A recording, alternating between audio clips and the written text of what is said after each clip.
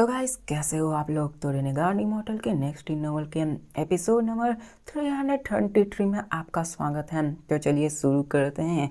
तो जैसा कि अभी तक हमने पिछले एपिसोड में देखा कि कैसे वांगलिंग डॉट सेक्ट में आ चुका होता, मतलब डोंगलिंग सेक्ट में वापस आ चुका होता है। वहाँ पर वो अपनी आंखों को बंद करके वहाँ के नज़ारे को देखने लगता है, लेकिन बाद में हमें पता चलता है कि वहाँ का जो हर एक चीज़ था, वहाँ का नज़ारा असल में वो सभी इल्यूजन होता है।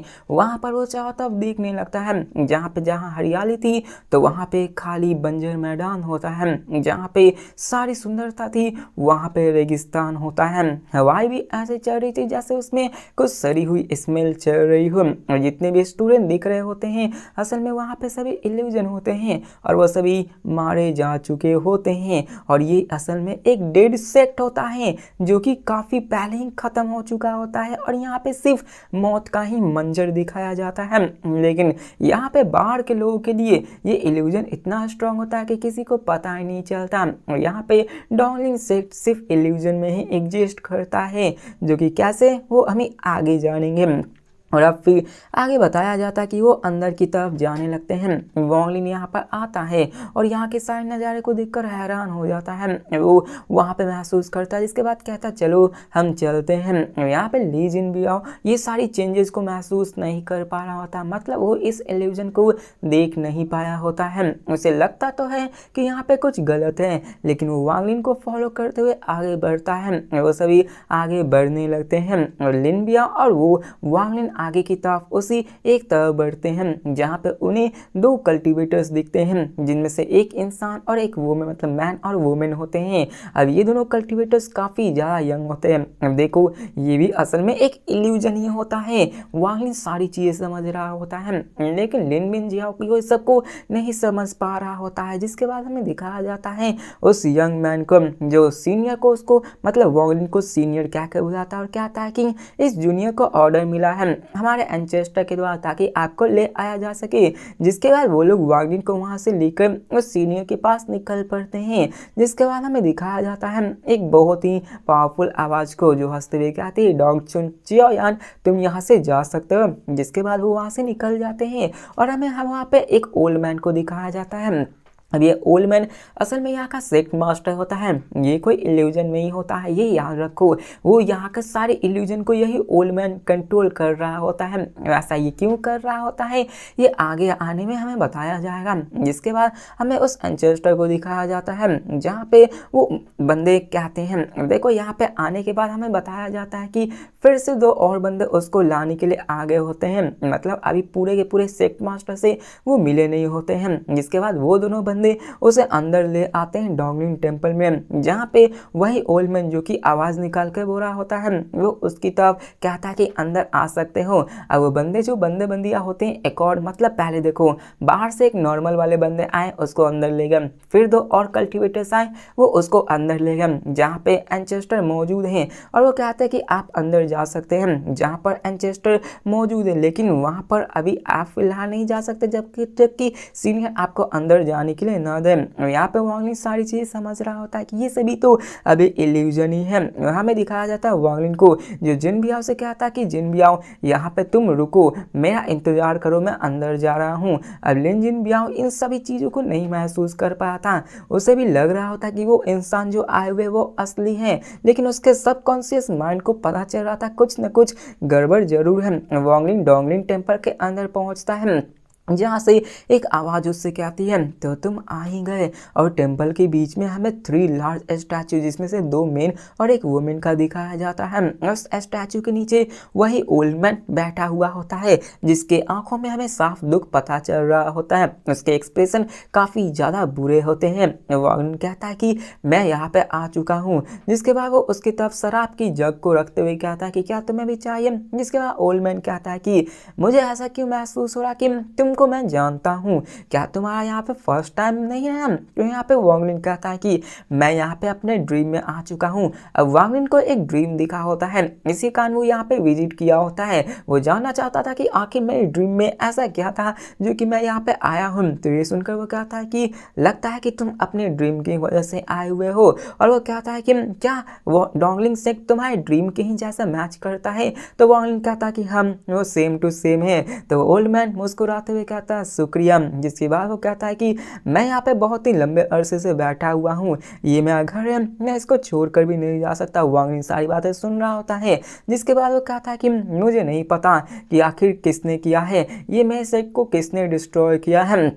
जहाँ पे वो बोलते बोलते रो भी रहा होता है। वो कहता है कि मैं अपने लोगों को अवेकन नहीं कर सकता हूँ और यहाँ पे मैं उनको वापस भी नहीं ला सकता हूँ, लेकिन मुझे भी नहीं पता कि आखिरकार किन बंदों ने मेरे सेट को डिस्ट्रॉय किया है। लेकिन वो कहता है कि यहाँ पर एक स्टोन टैबलेट मौजूद है जिसमें ब्लड से मेरे डोंगलिंग सेट के कल्प्रिट के बारे में लिखा गया है, लेकिन मुझे आज तक नहीं पता चला कि आखिरकार मेरे डोंगलिंग सेट को बर्बाद करने वाला कौन इंसान है। जिसके बाद हमें वांग लिन को दिखाया जाता है जो कि इन सारी बातों को सुनकर अपने आप से रिलेट कर पा रहा है, क्योंकि आज वांग लिन का भी हर एक चीज छीन चुका है, लेकिन वो उनको वापस लाने की कोशिश कर रहा होता है। जिसके बाद हमें दिखाया जाता है उस ओल्ड मैन को जो कहता है कि मैंने इस टैबलेट्स को ग्रैंड एम्प्रेस को भी दिखाया है, लेकिन वो भी पता नहीं लगा पाए कि आखिरकार में डोंगलिंग सेट के डिस्ट्रक्शन के पीछे किसका हाथ है। जहाँ पे वो कंफ्यूज हो रहा होता है और रो ही रहा होता है। वांग लिन इसकी तरफ देख रहा होता है और कहता है फिर वो ओल्ड मैन कि क्या तुम स्टोन टैबलेट को देखना चाहोगे? तो वांग लिन हामी भरता है। वहाँ पे हमें स्टोन टैबलेट को दिखाया जाता है जो कि वहाँ से बाहर निकलता है और हमें बताया जाता है चारों तरफ कि वहाँ पे सिर्फ लाशें ही बिछी हुई होती है। वहाँ पे अभी तक उस खून की सुगंध आ रही होती है, कैसे उन सबको मारा गया होता है।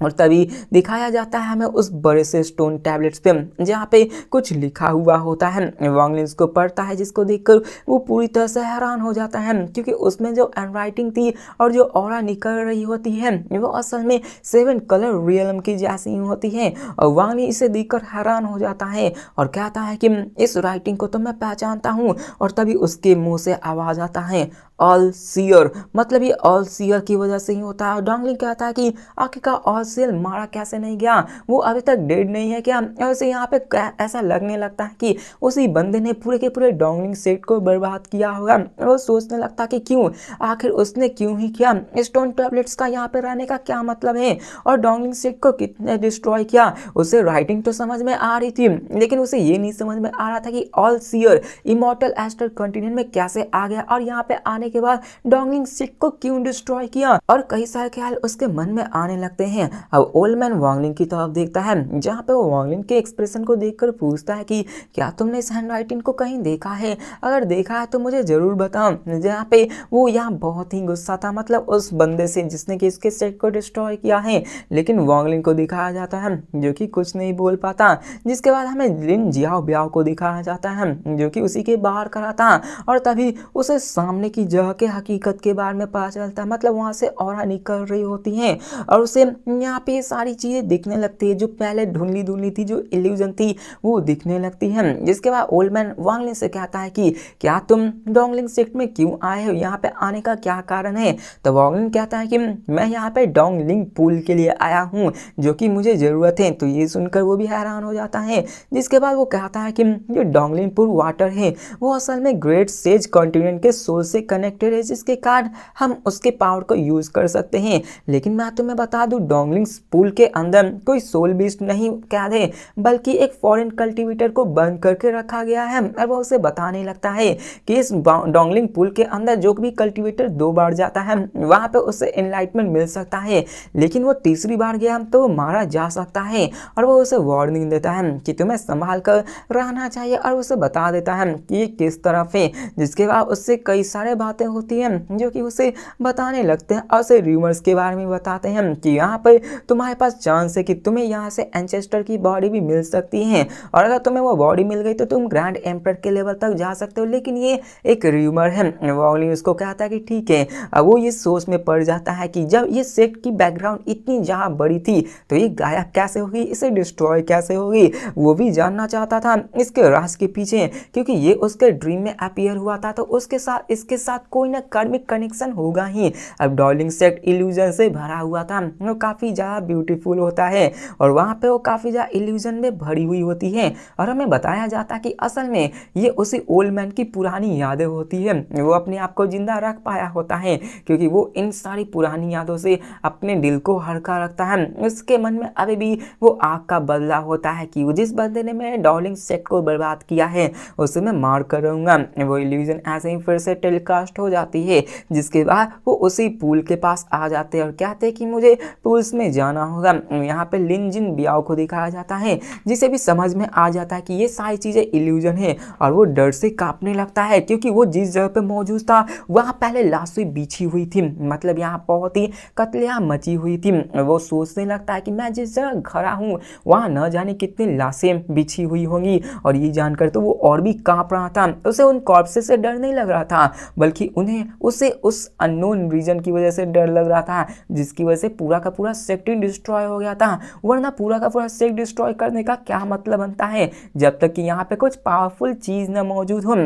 जिसके बाद वांगलिन दिखाया जाता है जो कि उस डोंगलिंग पूल की तरफ जाने लगता है और वो अपनी पुरानी बातों को याद करने लगता है कि आखिरकार ये सब कैसे है। अब वो उस वाटर के पास जाता है और कहता है कि ये तो यहाँ बहुत ही लंबे अरसे से एग्जिस्ट कर रहा है लेकिन ये अभी भी नहीं बदला है। वो सोचने लगता है कि आखिरकार उस स्टोन मतलब फिर से उसी के बारे में बताया जाता है और वो इसी के बारे में सोचता है कि कुछ ना कुछ तो यहाँ पे जरूर होगा, मुझे इस सब के बारे में जानना होगा। वो ये भी जानना चाहता है कि आखिरकार उसकी हेवन डिफाइनिंग बीट क्या है क्योंकि उसे नहीं पता होता इसकी असली पावर के बारे में। वो जानना चाहता था और वो कहता है कि मैं टीचर जीवान वो भी इसके बारे में नहीं बता पाए आखिरकार ये चीज़ क्या है। और उसके मन में क्यूरियोसिटी जो होती है वो और भी ज़्यादा बढ़ने लगती है। अब देखो ऐसे ही और भी बकवास चलने लगती है तो इन बकवास को मैं स्किप करके डायरेक्टली पूल के पास ले आता हूँ जहाँ पे हमें वांगलिन को दिखाया जाता है जो कि इन सब के बारे में सोचता है और कहता है ठीक है अब यहाँ पे कुछ नहीं करना है। जिसके बाद वो पूल में जाने के लिए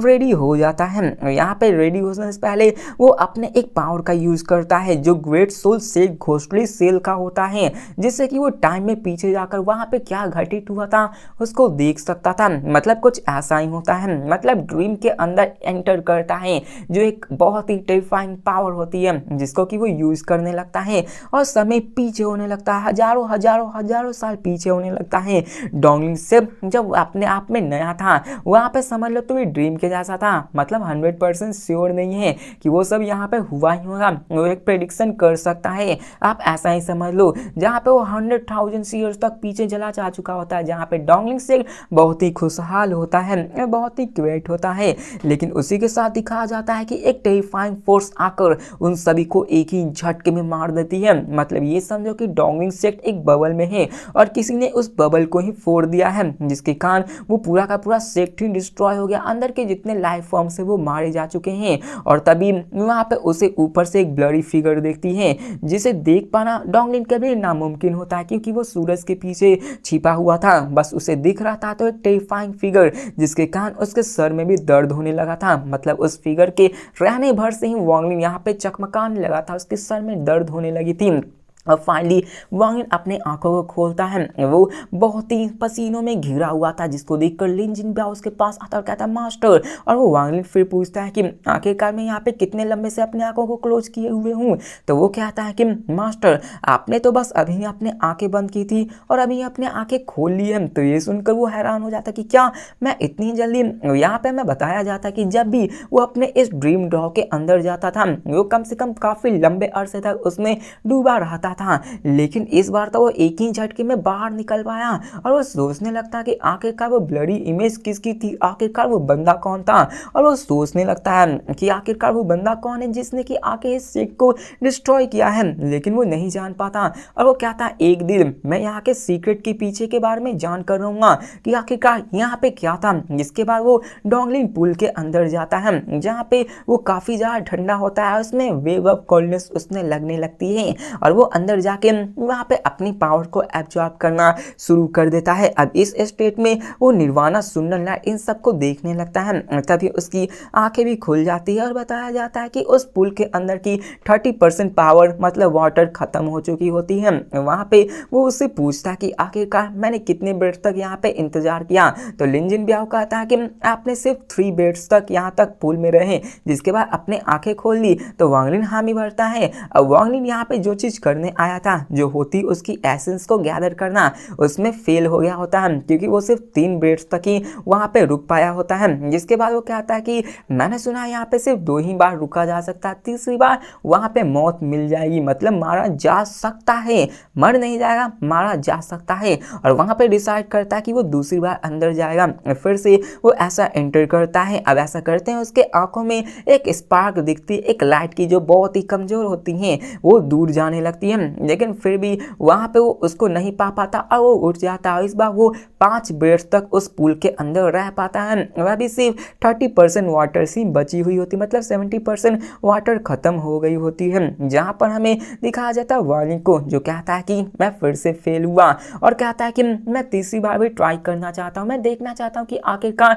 वो क्या खतरा है, जिसकी वजह से कल्टिवेटर्स अपनी तीसरी ट्राई में मारे जाते हैं। तो इसी के साथ हमारा ये एपिसोड खत्म होता है। तो मिलते हैं नेक्स्ट वीडियो में और देखते हैं कि आखिरकार क्या तीसरी बार ट्राई करने पे वांग सच में मारा जाता है या फिर नहीं, क्योंकि कहा गया है कल्टिवेटर्स मारा जा सकता है, मारा ही नहीं जाएगा। तो मिलते हैं नेक्स्ट वीडियो में, तब तक के लिए बाय।